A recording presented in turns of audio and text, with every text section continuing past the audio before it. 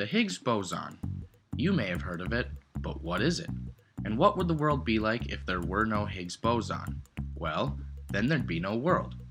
Its particles wouldn't be able to stick together, and they'd just float around aimlessly forever. And where would that leave you? Nowhere. That's where. You wouldn't exist. But let's step back for a minute. Or rather, let's step inward.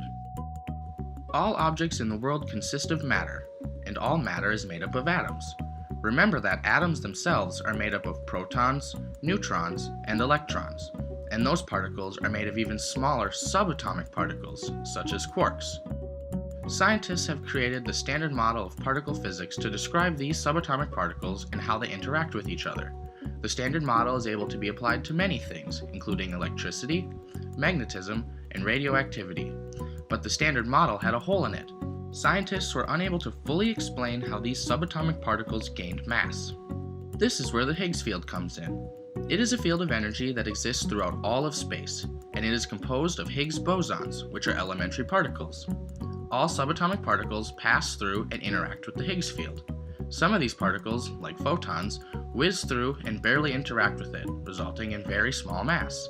Other particles, like quarks, drag through and interact with the field a lot, which results in a larger mass. With this, the Higgs boson is able to successfully fill in the hole in the standard model. Now, you might be wondering how in the world scientists were able to discover such a thing. In 1964, a group of scientists, including Peter Higgs, proposed the idea of a mechanism that would suggest the existence of the Higgs particle. This idea helped encourage the eventual design and creation of the world-famous Large Hadron Collider, or LHC. The LHC is an enormous ring-shaped machine located in Geneva, Switzerland. It sends beams of charged particles whirling around in opposite directions through the ring, constantly whacking them to make them fly faster and faster until finally, wham! They collide, leaving tracks of subatomic particles that scientists can study. Collisions expose many types of subatomic particles, and on rare occasions, a Higgs boson can be seen. This event finally occurred on July 4, 2012, and researchers were finally able to put the elusive puzzle piece into place. So what are we supposed to do with this information?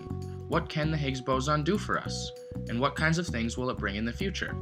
Some scientists speculate that this discovery will help them gain insight into dark matter, which they think accounts for 23% of the universe.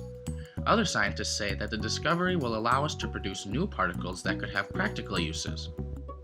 No matter what new discoveries this knowledge will bring us in the future, we know we can thank the Higgs field for allowing us to exist in this world. Thanks, Higgs boson!